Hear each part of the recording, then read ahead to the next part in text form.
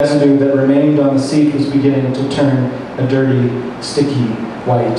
I patted him on the back and went back inside.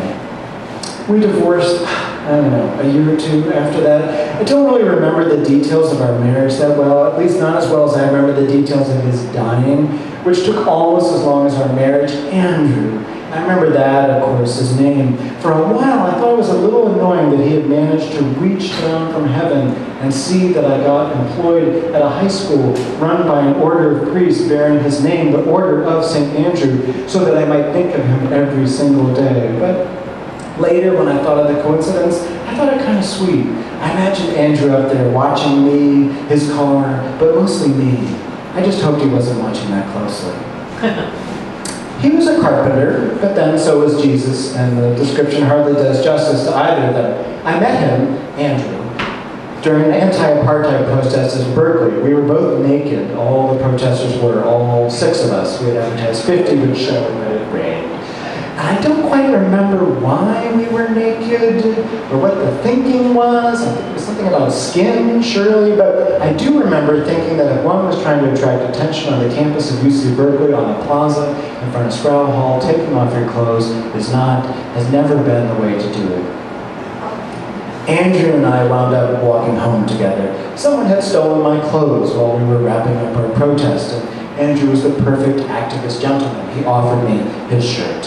And so we promenaded, he in his pants, bare-chested, hair, yes, quite unlike my student Edgar there, and me in my long shirt, pantless. He rented an apartment on the 2nd floor of the Jewish fraternity house, Sigma Alpha Mu, the Sammys, and within 15 minutes of our arrival there, we were naked once more.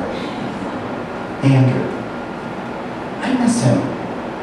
I don't think just because he's dead, although he is, and that does add a lot of poignancy to his story, our story. He had been a graduate student in sociology, but he dropped out after his MA with plans to move to Alaska, and this is when I found him. He was working construction to get money for the trip. And part of the reason we got married a mere 3 months after we met was that Alaska had this special deal for married couples. I don't remember what the inducements was, but there was money involved. But Andrew dragged his feet, making the plans, and then I got steady work, researching for a religious studies professor, and we weren't going. We limped along for another year, living above the Sammys, distinguishing ourselves as the only people who ever got reported to the police by a fraternity for making too much noise. I enjoyed the yelling and the fighting, and especially the sex afterward. I thought Andrew did too, but he seemed to tire of it. He seemed weary of everything. In fact, the longer we were married, which I attributed to our own malaise at the time, the now I think it was the cancer first making itself known. Let's be clear though, I left him healthy, or at least he wasn't going to doctors or anything when I left. I didn't abandon him in the midst of illness, but I did abandon him. I took a bus down to Los Angeles, where in a few months, this new life of mine began. I didn't leave him a note, but I rather mailed him a postcard outlining my concerns and making my demand divorce as clear as possible in the limited space provided. And he sent a letter in reply. The divorce was handled the same way, speedily, quietly, through the mail. I hadn't heard from him in years.